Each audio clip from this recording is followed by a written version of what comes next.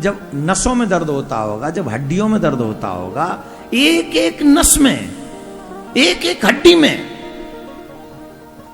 एक भी नस नहीं बचेगी जब दर्द होता है। और वो भी तब जब जन्म हो रहा, और जन्म के समय कोई सामर्थ्य नहीं हमारी। छोटे से बच्चे में कितनी पावर होगी बोलो, क्या पावर होगी? उसे वो दर्द सहन करना पड़ रहा है।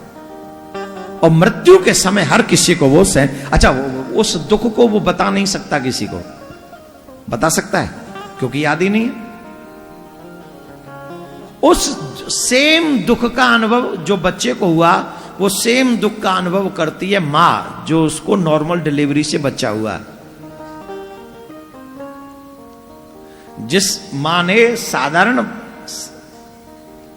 परमात्मा के द्वारा बेस्ट द्वारा, भगवान के द्वारा जो बच्चे का जन्म का स्थिति है, अगर किसी ने नॉर्मल डिलीवरी से बच्चे को जन्म दिया तो उसे पता है कि दर्द नाम किसका है।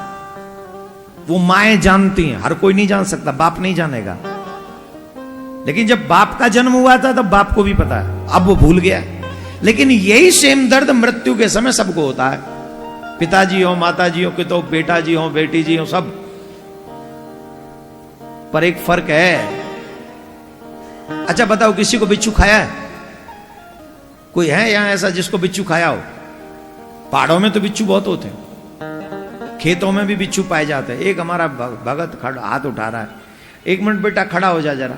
माता जी आप बैठ जाओ, आपसे नहीं सुनेंगे, आप देवी हो, ये पुरुष बताएगा तो कुछ समझ में। बेटा कितना दर्द होता है? जोर से बोलो।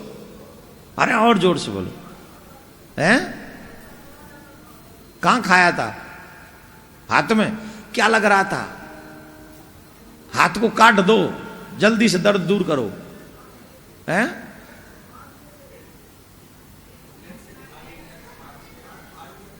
ब्लेड से हाथ फाड़ लिए थे? काय के लिए? ओ बैठ जाओ। ओ बड़ा भयानक, हम ये अब तक हम सुने थे। नहीं बैठ जाओ आप। हमने एक व्यक्ति को देखा था जब हम लीला में रहते थे, तब हमारे संघ के एक व्यक्ति को बिच्छू खाया था मंडली में। उस समय उन महान भाव का जो दर्द हमने देखा था, उसे देखकर हमें अनुभव है कि कितना दर्द होता होगा। एक बिच्छू नहीं, 1000 बिच्छू एक साथ डंक मारे, मृत्यु के समय उतना दर्द होता है। और मृत्यु से पहले हमारी वॉइस विलुप्त हो जाती है, आवाज चली जाती है, तो अब हम बोल भी नहीं पाते कि हमें कितना दर्द हो रहा है। और वो एक एक नस में, एक एक हड्डियों में दर्द होता है।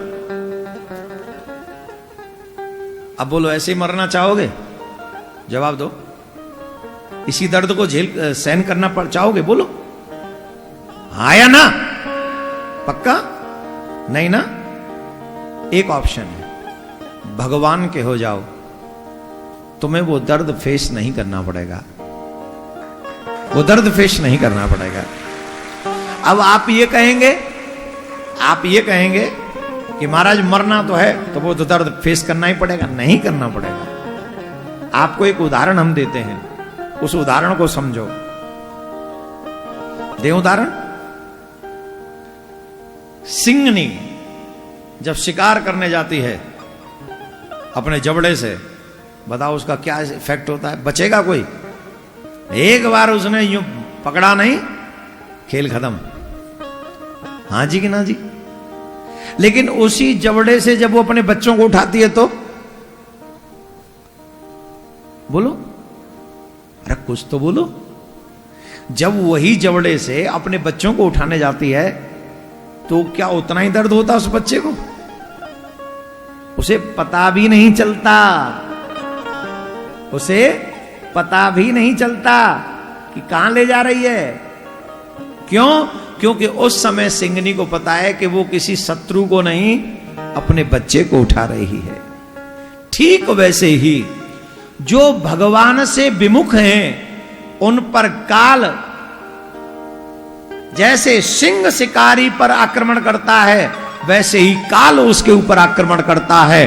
और जब आक्रमण करता है तो उसे वो दर्द फील होता है, पर जो भगवान की शरणागति ले चुके हैं, जो भगवान के हो चुके हैं, जो गोविंद को अपना मान चुके हैं, तो जब उनकी मृत्यु का समय आता है तो भगवान को पता है ये मेरा बच्चा है, उसको वो दर्द नहीं होता।